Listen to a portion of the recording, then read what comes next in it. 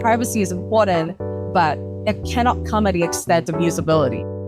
Privacy in Motion explores how your personal data fuels billion-dollar systems, while examining who controls the rules of digital privacy and what it truly means to own and protect your identity. What would be more exposing to you if someone looked at the location history on your phone or your search history on your browser? Location.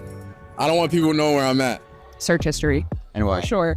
Because it, has all of your intimate things. Search history on browser, I would sacrifice location history. It could be dangerous. I can't even shop at the same grocery stores anymore because I frequently go there. And I don't know. What would be more exposing to you? If someone saw your location history on your phone or your browser history and your search history on your browser?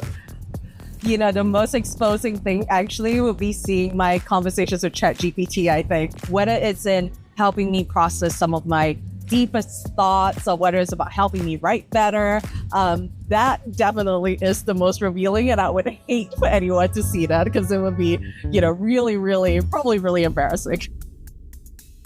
Do you think that, especially the younger folks or the more social first folks, understand what digital privacy even is?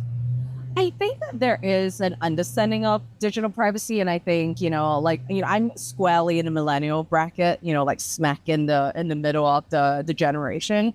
And so I feel like I've seen both sides. I grew up without having the internet, and then I kind of grew up alongside it.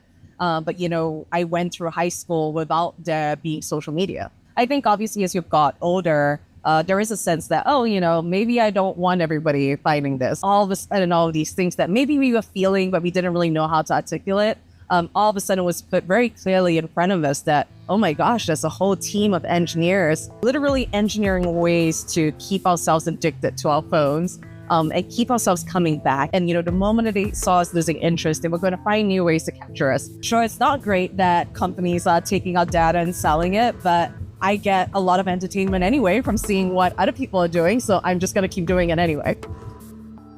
So why do you think that, like the creator economy, let's focus there, that they've been willing to trade that off on the idea of fame and brand deals?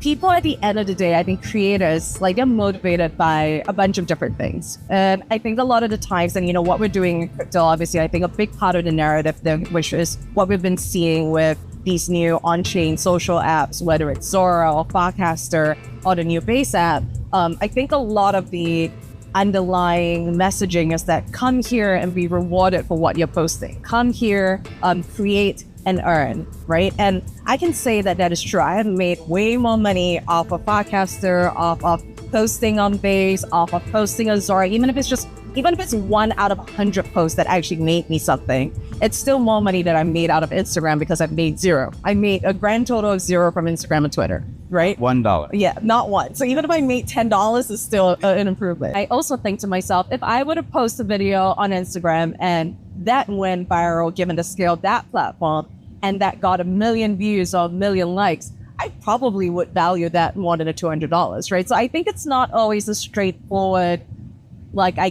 ask or in terms of what values more to a creator and why they are willing to go down the conventional path, which has already seen a lot of skill, versus exploring some of these new models that are emerging. I think people are going to value their privacy differently. Some people care a lot, some people don't. And I think they are going to have to weigh that against the trade-offs at which it comes at.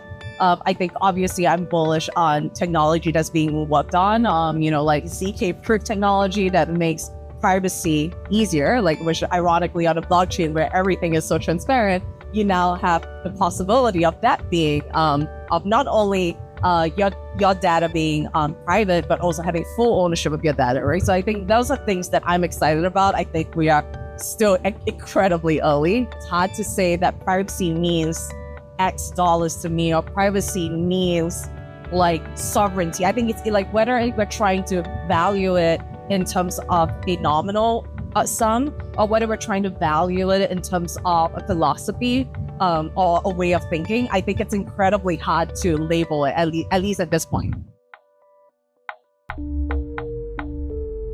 coming from Singapore, we're a very young country. We turned 60 years old this year. It's a big milestone. We have a very sophisticated, I would say, like gov tech setup, right? So my identification card is stored on my phone through an app, and that app has some, for the lack of a better word, like composability with other applications that are government related.